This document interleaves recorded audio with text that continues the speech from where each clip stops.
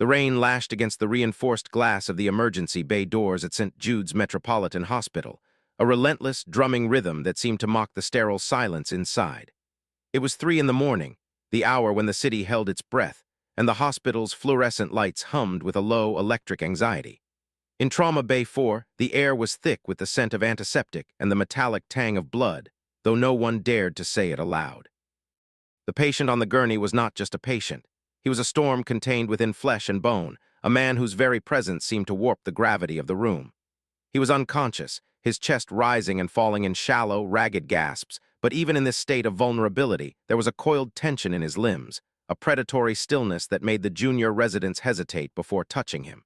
Standing at the foot of the bed was Alina Vance. To the casual observer, she was invisible. She wore the standard-issue navy scrubs of the nursing staff, slightly faded from too many washes, and her hair was pulled back into a severe, practical bun that revealed nothing but the sharp line of her jaw and the quiet intensity of her eyes. She was 32, though she looked older in the harsh light, her face etched with the fatigue of double shifts and the weight of secrets she carried like stones in her pockets. She held a chart in her hands, but she wasn't reading it.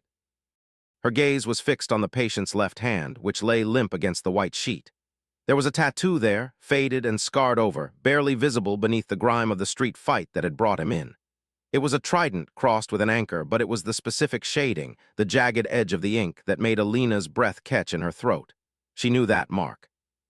She had seen it in the dust of Kandahar, in the mud of Fallujah, in the quiet moments between missions when men stripped away their armor and showed each other who they really were.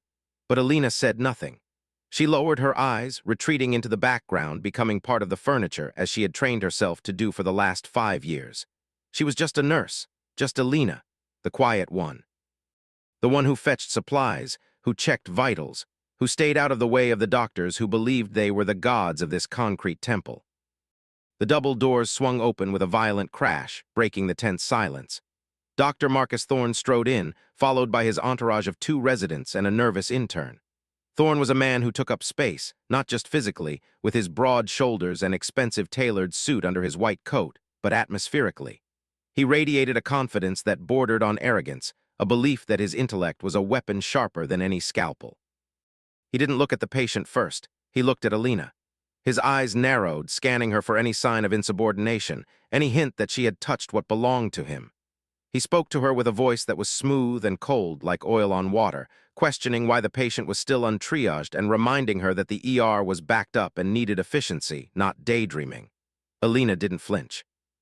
She kept her head down, her voice steady and soft as she explained that the patient had arrived 4 minutes ago, was unresponsive with a Glasgow coma scale of 8, and had multiple blunt force traumas, and that she had been stabilizing the cervical spine while waiting for his assessment. Thorne sneered, stepping closer to the gurney. He glanced at the monitor, dismissing the numbers with a wave of his hand.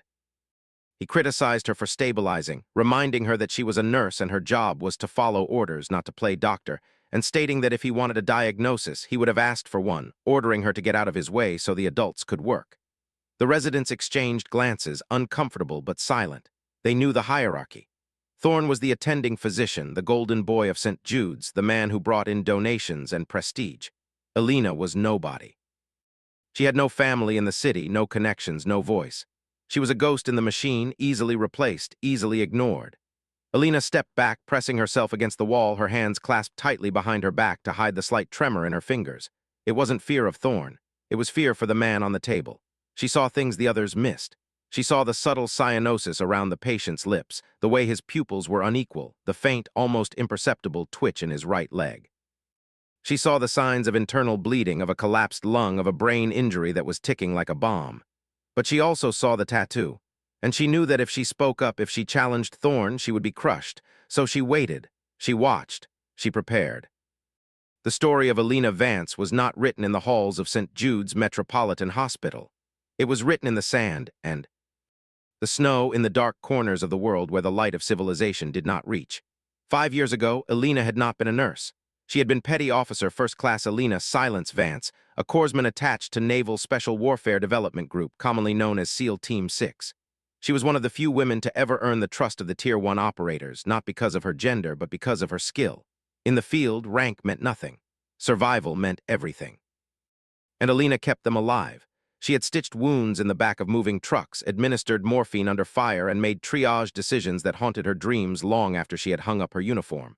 She had left the service after an incident in Syria, an operation that went wrong not because of enemy fire but because of political interference. She had lost friends. She had lost a part of herself. When she returned to civilian life, she wanted anonymity. She wanted peace. She took a job at St. Jude's, a large, busy trauma center in Chicago where she could disappear into the crowd. She kept her head down. She did her job. She never spoke of her past. She never corrected the doctors who underestimated her.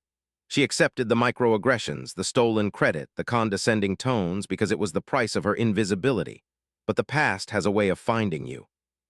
It arrives in the form of a beaten man in a trauma bay, with a faded tattoo on his hand and a call sign that only a handful of people in the world would recognize. Dr. Thorne began his examination with theatrical flair. He snapped on gloves, the sound echoing in the small room. He announced that they would see what they had, noting the male patient was approximately 40, unconscious and likely intoxicated or involved in a gang dispute, pointing to the bruising on the knuckles as evidence of a classic bar fight.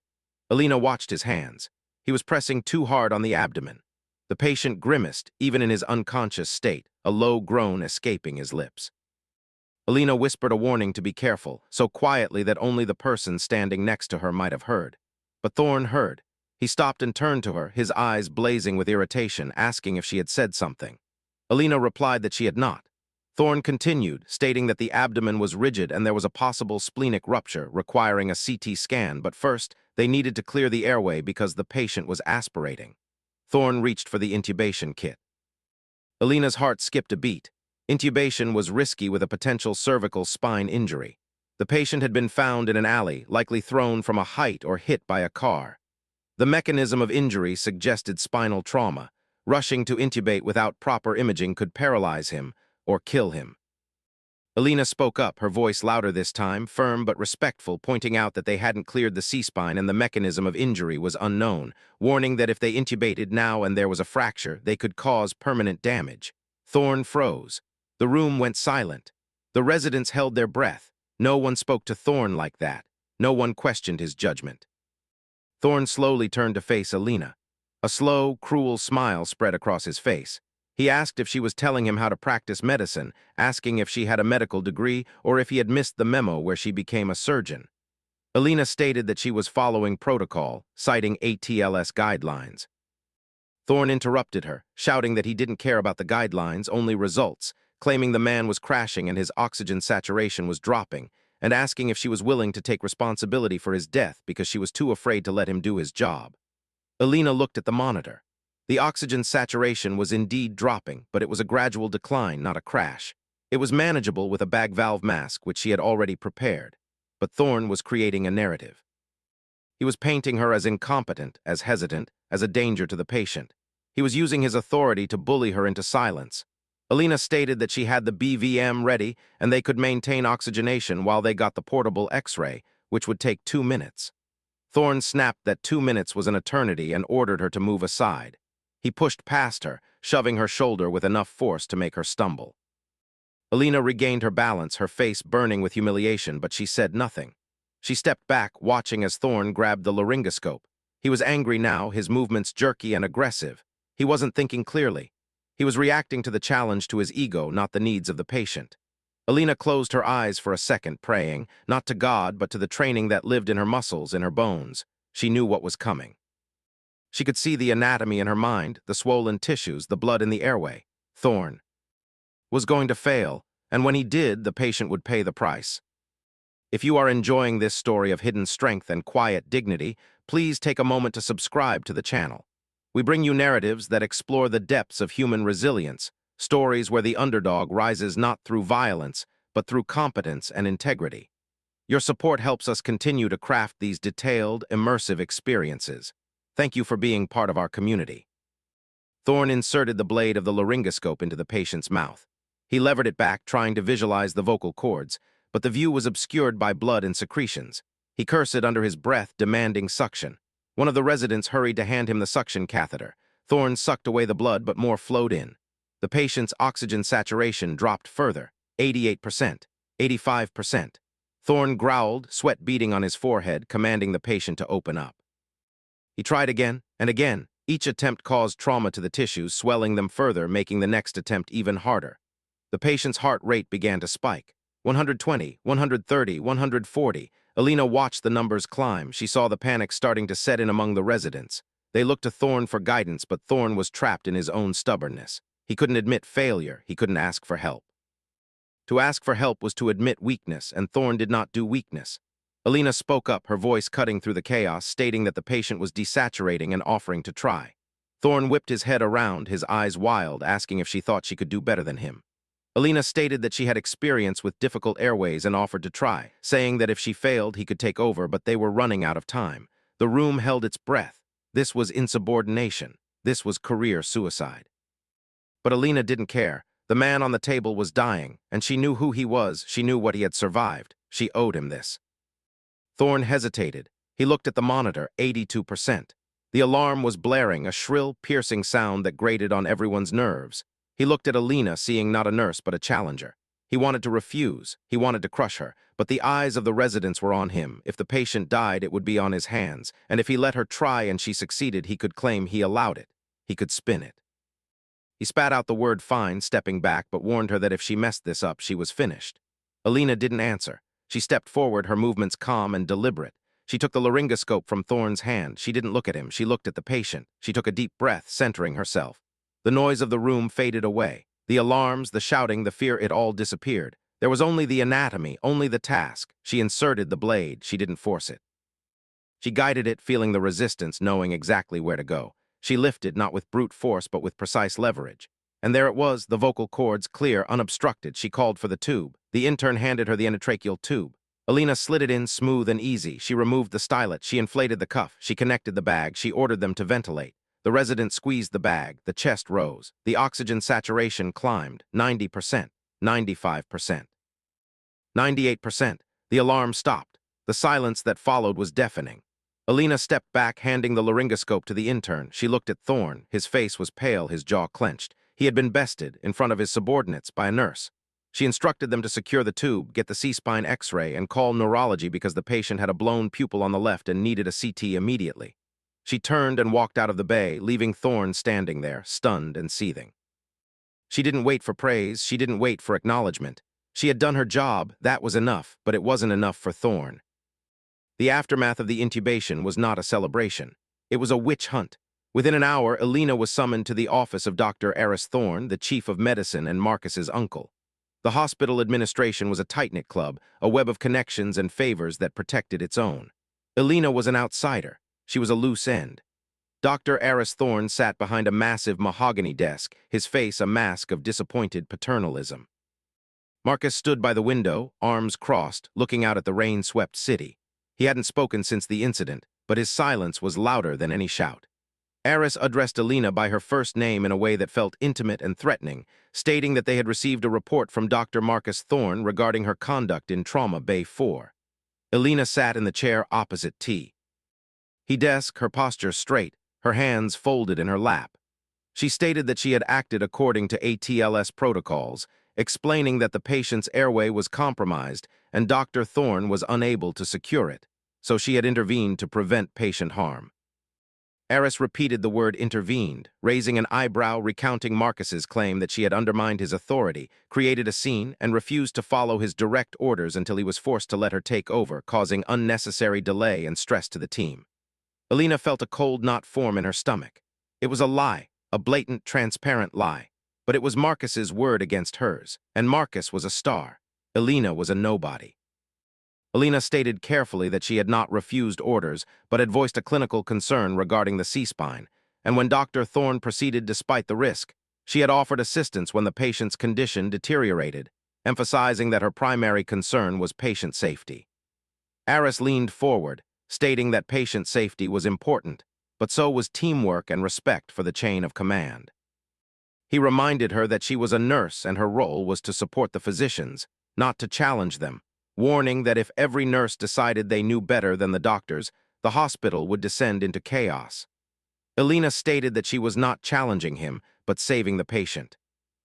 Eris sighed, shaking his head, stating that Marcus was a valuable asset to the hospital, bringing in millions in revenue and having a reputation to uphold, and that her actions cast doubt on his competence, which was unacceptable. Alina looked at Marcus. He still wouldn't meet her eyes. He was staring at his reflection in the window, adjusting his cufflinks.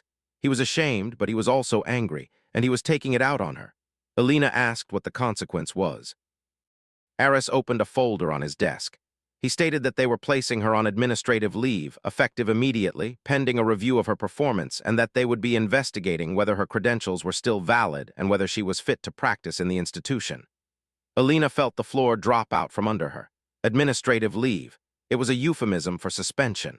It was a stain on her record. It was the beginning of the end. Alina asked for how long. Eris stated indefinitely until they were satisfied that she understood her place in the hospital and could demonstrate that she could work as part of a team rather than as a lone wolf. Alina stood up. Her legs felt weak, but she forced herself to remain upright. She stated that she understood. Eris said good, instructing her to hand over her badge and her keys and stating that security would escort her out. Alina reached into her pocket and pulled out her ID badge. She placed it on the desk. It felt heavy like a tombstone. She turned and walked out of the office, her head high, her heart breaking. As she walked through the corridors of the hospital, she felt the eyes of her colleagues on her. Whispers followed her like ghosts. People said she got fired. They said she thought she was a doctor. They called her arrogant, crazy. She didn't look at them. She kept walking towards the exit, towards the rain, towards the unknown. She had saved a life, and for that she had lost hers. Before we continue with Alina's journey into the darkness, take a moment to reflect on the nature of justice. Often it is not immediate. Often it is not fair. But it is always inevitable. If this story resonates with you, please leave a comment below sharing a time when you stood up for what was right, even when it was difficult. Your stories inspire us and remind us that we are not alone in these struggles. The rain had stopped by the time Alina reached her apartment, a small, cramped studio in a neighborhood that smelled of wet asphalt and old grease. She locked the door behind her and leaned against it, sliding down to the floor. The silence of the apartment was oppressive. It was the silence of isolation, of exile. She sat there for a long time, staring at the peeling paint on the ceiling. She thought about the man in the trauma bay. She thought about the tattoo. She wondered if he had survived. She wondered if he remembered her. Probably not. To him, she was just another face in the crowd, another ghost. Her phone buzzed in her pocket. She pulled it out, expecting a text from a friend or maybe a call from HR. But it was a number she didn't recognize, an area code from Virginia. She stared at it for a moment, then answered. A rough, gravelly, familiar voice asked if it was Alina. Alina's breath caught. She asked who it was. The voice identified itself as Jack Miller. Alina closed her eyes. Jack Miller, her old platoon commander, the man who had pulled her out of the rubble in Syria, the man who had promised her that she would never be forgotten. She whispered his name, noting that it had been a long time. Miller agreed, S. Tatting it had been too long and mentioned that he heard she was in Chicago and working at St. Jude S. Alina asked how he knew. Miller stated that they kept track of their own and that he also heard about what happened today. Alina felt a chill run down her spine. She asked how he knew about that. Miller stated that the patient in Trauma Bay 4 was his brother-in-law, Commander David Reaper. Holloway, who had been on a covert op, got compromised, had to go off-grid, and ended up in that alley, and that she had saved his life. Alina sat up straighter. She asked if it was David Holloway, the Reaper. Miller confirmed it was the same, stating that Holloway was awake now and asking for her. Alina shook her head, stating that she couldn't because she was on leave and in trouble. Miller stated that he knew, and that was why he was calling, because David Holloway didn't forget, and neither did they. He told her to stay put, not to go anywhere, and that help was coming. The line went dead. Alina sat in the dark, her heart pounding. Help was coming, but what kind of help, and what would it cost? The next morning, the atmosphere at St. Jude S was different. The usual chaotic energy was replaced by a tense, expectant silence. Rumors were flying. The patient in Trauma Bay 4, the John Doe from the alley, had been moved to the ICU.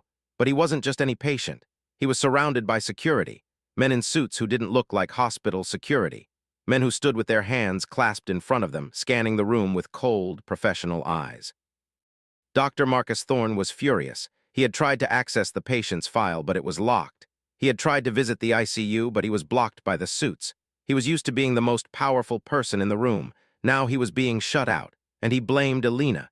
Even though she wasn't there, her absence was a presence, a void that demanded to be filled. He stormed into the break room where a group of nurses were huddled, whispering. He snapped at them, asking what they were looking at and ordering them to get back to work. The nurses scattered, but one of them, a young woman named Sarah, lingered. She looked at Thorne with a mixture of fear and defiance. Sarah asked Dr. Thorne if he knew who that patient was. Thorne sneered, stating that he didn't care who he was, that he was a patient, and that he was his doctor. Sarah stated that he was not, that he was a Navy SEAL, a commander, and that the men outside his room were not hospital security but federal agents. Thorne laughed, a harsh barking sound, calling it ridiculous and absurd. But Sarah didn't laugh. She looked at him with pity. She told him to ask himself why they were there and why they had asked for Nurse Vance. Thorne's smile faded. He looked at Sarah, really looked at her for the first time, and he saw the truth in her eyes. He felt a flicker of doubt, a crack in his armor, but he pushed it away. He was Marcus Thorne. He was untouchable. He turned and walked out, his strides long and angry. He needed to find out who this patient was, and he needed to make sure that Alina Vance never worked in medicine again. While Marcus Thorne spiraled into paranoia, Alina was sitting in her apartment packing a bag. She didn't know what was coming, but she knew she couldn't stay. She had been burned before. She knew how these things worked. The system protected its own. And she was an outsider. She packed her clothes, her books, her few mementos. She left her nursing uniforms behind. She wouldn't need them anymore. As she zipped up the bag, there was a knock at the door, not a polite knock, a firm, authoritative rap. Alina froze. She looked at the door. A voice identified itself as federal agents and ordered her to open the door. Alina took a deep breath. She walked to the door and opened it.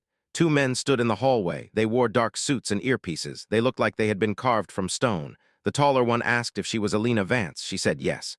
He stated that they needed her to come with them, that it was a matter of national security. Alina nodded. She picked up her bag. She stated that she was ready. They led her out of the building to a black SUV waiting at the curb. The windows were tinted, impenetrable. Alina got in the back seat. The door slammed shut, sealing her in. As the car pulled away, Alina looked out the window. She saw the city passing by, the gray buildings, the rainy streets. She wondered if she would ever see it again. She wondered if she had made a mistake. But then she remembered the tattoo, the trident, the anchor, and she knew that she hadn't made a mistake. She had done her duty.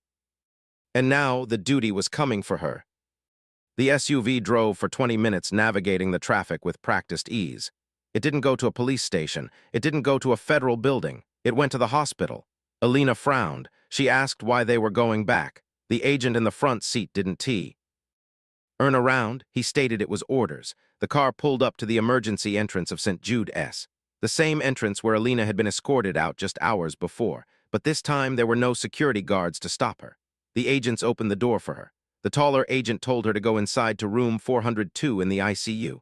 Alina stepped out of the car. The rain had started again, falling in a steady drizzle. She walked into the hospital, her head high. Nurses and doctors in the ER stared at her. Some looked shocked. Others looked afraid.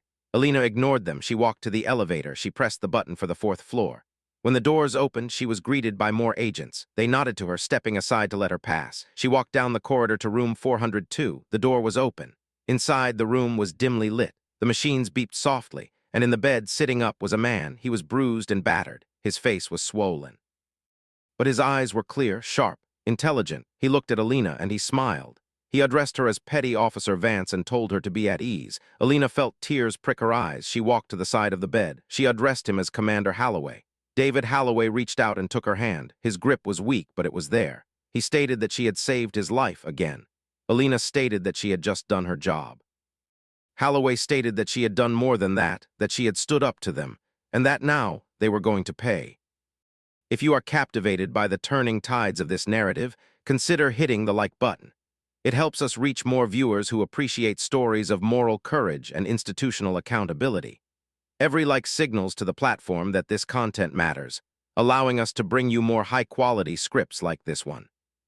Outside the room, Dr. Marcus Thorne was watching. He had followed Alina. He had seen the agents. He had seen her enter the ICU, and he was terrified. He called his uncle. He told Aris that he needed to get down there now. Aris asked what it was. Marcus stated that the patient was awake, talking to Vance, and that there were federal agents everywhere. There was a silence on the other end of the line. Then Aris stated that he was on his way. 10 minutes later, Aris Thorne arrived. He looked pale. He looked worried. He marched down the corridor to room 402, Marcus trailing behind him. They stopped at the door. The agents blocked their path. One of the agents stated that they couldn't go in. Aris stated that he was the chief of medicine and needed to speak to the patient. The agent stated that the patient was under federal protection and that Aris had no jurisdiction there. Aris sputtered, stating that it was his hospital. A voice from behind them stated that it was not anymore. Eris and Marcus turned around. Standing there was a man in a military uniform, a Navy captain. He was tall, imposing, with silver hair and eyes that had seen too much war. He wore a chest full of medals. Eris identified him as Captain Sterling and asked what the meaning of this was. Captain Sterling stepped forward. He stated that the meaning, Doctor, was that Eris had assaulted a decorated war hero and slandered a United States Navy corpsman and that was a federal offense. Eris felt the blood drain from his face. He asked what he meant by assaulted and slandered, stating that he didn't understand. Sterling looked at Marcus. He asked Dr. Thorne if he had accused Nurse Vance of incompetence and claimed she undermined his authority. Marcus swallowed hard. He stated that he was concerned about patient safety. Sterling laughed, a cold, humorless sound. He stated that Nurse Vance had saved Commander Holloway's life, performing a procedure that Marcus had failed to perform, and that instead of thanking her, he had punished her, suspended her, and ruined her reputation. Marcus stammered that he didn't know who he was. Sterling stated that ignorance was not an excuse, especially when it was coupled with arrogance. Sterling turned to Eris. He stated that Eris had enabled this behavior, protected a bully, and sacrificed a competent professional to save his nephew's ego, stating that was not leadership but cowardice. Eris opened his mouth to protest, but no words came out. He was trapped. He was exposed. Eris whispered, "What happens now?" Sterling stated that now they would conduct an investigation. A full, thorough, federal investigation into Eris's practices, hiring, and culture, promising that they would find every crack in his foundation and widen it. The investigation was swift and brutal. Federal auditors descended on St. Jude's like locusts. They reviewed patient records, they interviewed staff, they uncovered a pattern of abuse, of negligence, of cover-ups. Marcus Thorne was not the only problem, he was just the symptom. The disease was the culture of the hospital. Alina was reinstated, not just reinstated, but promoted. SH. E was offered a position as the head of trauma nursing with a salary that doubled her previous income. But she didn't accept it immediately. She wanted to see the consequences. She wanted to see justice. Marcus Thorne was fired, not just fired, but stripped of his medical license. The board of directors, fearing a lawsuit and public outrage, threw him under the bus. He was banned from practicing medicine in the state of Illinois. His reputation was destroyed. He left the city a broken man, hiding from the shame that followed him like a shadow. Eris Thorne resigned. He claimed health reasons, but everyone knew the truth. He had lost his power, he had lost his influence, he was irrelevant. The hospital underwent a complete overhaul. New leadership was brought in. New policies were implemented, a culture of respect was cultivated, nurses were empowered, doctors were held accountable. And Alina became a legend. 6 months later, Alina stood on the stage of the hospital's annual gala. She was wearing a dress, not scrubs. She looked different, confident, strong. The room was filled with doctors, nurses, administrators, and donors. They were all looking at her, not with pity, not with disdain, but with respect. Captain Sterling stood in the back of the room, watching. He nodded to her, a small, proud smile on his face. Alina stepped up to the microphone. She looked out at the audience. She saw Sarah, the young nurse who had stood up to Marcus. She saw the residents who had witnessed the intubation. She saw the new chief of medicine, a woman who valued collaboration over hierarchy. Alina thanked them, stating that she was not there to talk about herself, but about us, about the team, about the importance of listening, of respecting every member of the healthcare team, regardless of their title, because in the end, it's not about who is in charge, but about who saves the life. The audience erupted in applause. It was a standing ovation. People were crying, cheering. Alina smiled. She had one not just for herself, but for everyone who had ever been silenced, everyone who had ever been underestimated. After the speech, she walked off the stage. David Holloway was waiting for her. He was fully recovered, dressed in a suit, looking every inch the commander. He addressed her as Silence, using her old call sign. Alina smiled. She thanked him, addressing him as Reaper. Holloway stated that the team missed her and that they could use someone like her back in the field. Alina shook her head. She stated that she was done with the field, that she was here, that this was her battlefield now, and that she was winning. Holloway laughed. He stated good because they were not done with her yet and that they were going to keep watching, keep protecting. Alina stated that she knew and that she appreciated it. They walked out of the ballroom together into the night. The rain had stopped. The sky was clear. The stars were shining. Alina looked up at them. She felt free. She felt seen. She felt valued. She had fought off 20 doctors. She had faced down the hierarchy. She had whispered her call sign, not in fear, but in pride, and she had won. As we reach the conclusion of Alina's story, let's take a moment to consider the broader implications. Injustice thrives in silence. It grows in the dark corners where people are afraid to speak up. But competence, true competence, cannot be hidden forever. It shines through. It reveals itself, and when it does, it changes everything. If this story inspired you, please share it with someone who needs to hear it. Share it with a nurse, a doctor, a teacher, anyone who has ever felt undervalued. Let them know that their worth is not defined by those who underestimate them. It is defined by their actions, by their integrity, by their heart. And remember, if you haven't already, subscribe to the channel. We have many more stories to tell, stories of hope, of resilience, of justice. Thank you for listening, thank you for caring, and thank you for believing in the power of the quiet ones. The days following the gala were a blur of media attention. Alina had become a symbol of resistance, of integrity. News crews camped outside the hospital, reporters begged for interviews, but Alina declined them all. She didn't want fame, she wanted change. She worked closely with the new administration to implement a new training program. It was called the Vance Protocol. It focused on communication, on teamwork, on mutual respect. It taught doctors to listen to nurses. It taught nurses to speak up. It broke down the barriers that had existed for decades. The results were immediate. Patient satisfaction scores went up. Medical errors went down, staff morale soared. St. Jude's became a model for other hospitals across the country. Alina was invited to speak at medical conferences. She traveled the country sharing her story, not to brag, but to educate, to inspire. She met other nurses who had been bullied, other professionals who had been silenced. She listened to their stories. She offered them advice. She gave them hope. She was no longer invisible. She was a beacon, and through it all, she remained humble. She remained grounded. She remembered where she came from. She remembered the sand, the snow, the blood. She remembered the men who had trusted her, who had relied on her, who had died beside her. She carried them with her, in her heart, in her soul. And she honored them by living a life of purpose, of service, of love. 1 year after the incident, Alina received a package. It was from David Holloway. Inside was a framed photo. It was a picture of her and Holloway taken in the hospital room after he had recovered. They were both smiling. On the back of the photo, Holloway had written, "To silence, the loudest voice in the room. Thank you for saving me. Thank you for being you." Alina hung the photo on her wall. It was the first thing she saw when she woke up, and the last thing she saw before she went to sleep. It reminded her of who she was, of what she had done, of what she could do. She was Alina Vance, former Navy corpsman, current nurse leader, hero, and she was just getting started. In the final analysis, this story is not just about one woman. It is about all of us. It is about the times we have been judged unfairly, the times we have been overlooked, the times we have been silenced, but it is also about the power of competence, the power of truth, the power of standing firm. Alina Vance did not fight with weapons. She fought with skill, with knowledge, with dignity, and she won. So the next time you are faced with injustice, remember Alina. Remember that you are not alone. Remember that your worth is not determined by the opinions of others.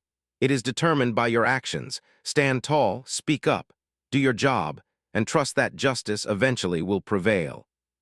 As we close this chapter, I want to thank you for your patience and your attention. Writing a story of this length and depth is a labor of love, and knowing that you are here listening makes it all worthwhile. If you have thoughts on how the story could have ended differently, or if you have personal experiences related to workplace dynamics, please leave them in the comments. We read every single one, and your perspectives enrich our community. Also, if you enjoyed the pacing and the emotional arcs of this script, let us know in the comments. We tailor our future content based on your feedback. Do you prefer more medical dramas, more legal thrillers, more military narratives? Your voice shapes our direction. The legacy of St. Jude's Metropolitan Hospital was forever changed by the events of that rainy night. It became a place where humility was valued over hubris, where collaboration was prized over competition. Alina Vance continued to work there for 10 more years. She trained hundreds of nurses. She mentored dozens of doctors. She built a culture of excellence. When she finally retired, the hospital named the new trauma wing after her, the Alina Vance Trauma Center. At the dedication ceremony, she stood alongside David Holloway, who had flown in from overseas for the occasion. He was older now, gray-haired, but his eyes were still sharp. Holloway stated that she had built this, gesturing to the building. Alina stated that no, they had built it together. Holloway smiled. He said together they shook hands, a SEAL and a corpsman, a commander and a nurse, friends. And as the crowd cheered, Alina looked out at the horizon. She saw the sun setting, painting the sky in shades of orange and purple. It was beautiful, peaceful. She had found her peace. She had found her purpose, and she had found her voice. Before we entirely depart from this narrative universe, consider the ripple effect of one act of courage. Alina's decision to intubate, despite the threat to her career, saved not just one life but transformed an entire institution. It saved countless future patients from the negligence of arrogant physicians. It empowered countless nurses to speak up. Your actions, no matter how small they seem, have ripples. Never underestimate the power of doing the right thing. If you feel moved by this message, please consider supporting our channel by becoming a member. Members get early access to scripts, behind-the-scenes content, and the opportunity to vote on future story topics. Your support allows us to dedicate more time to research and writing, ensuring the highest quality storytelling. The story of Alina Vance is fictional, but the themes are real. Workplace bullying exists. Hierarchical abuse exists, but so does resilience, so does justice. We tell these stories to remind you that you are not powerless, that you are not alone, that there are people who will stand with you, who will fight for you, like Jack Miller, like David Holloway, like Captain Sterling. You have allies, you have supporters, you have a community. Reach out, connect, build your network, and never give up. As the night deepened, Alina walked home from the hospital. The city was alive with sounds, cars honking, people laughing, music playing. She breathed in the cool air. It smelled of rain and earth, of life. She thought about the future. She had plans. She wanted to write a book. She wanted to start a foundation for veterans transitioning to civilian healthcare careers. She had so much more to give, and she was ready. She unlocked her apartment door. She stepped inside. She turned on the light. The apartment was no longer cramped. It was cozy. It was home. She sat on her couch. She picked up a book. She began to read. And for the first time in a long time, she felt completely, utterly at peace. Thank you for joining us on this journey. It has been a privilege to share Alina's story with you. We hope it has inspired you. We hope it has comforted you. We hope it has empowered you. Please, if you haven't already, subscribe, hit the bell icon, join our community. We have many more stories to tell, many more heroes to honor. Until next time, stay strong, stay kind, stay true. Good night. In the quiet moments after the story ends, the real work begins. The work of reflection, of application, of change. Take what you have learned from Alina, take it into your own life. Use it to navigate your own challenges. Be the person who speaks up. Be the person who listens. Be the person who does the right thing even when it is hard. Because that is how we change the world, one act at a time. The final image we leave you with is not of a hospital or a courtroom or a battlefield. It is of a woman sitting in her living room reading a book. Peaceful, content, free. That is the ultimate victory, not the applause, not the promotion, not the vindication, but the peace, earned, deserved, real. We appreciate your time, we appreciate your engagement, we appreciate your support. Please leave a comment, tell us what you think, tell us what you feel, we are listening. And so the story of Alina Vance comes to an end, but the story of justice continues. It continues in every hospital, in every office, in every school, it continues in you. Go forth, be brave, be just. Final reminder, this story is a work of fiction. Any resemblance to actual persons, living or dead, or actual events is purely coincidental. However, the emotions, the struggles, and the triumphs are universal. They are yours.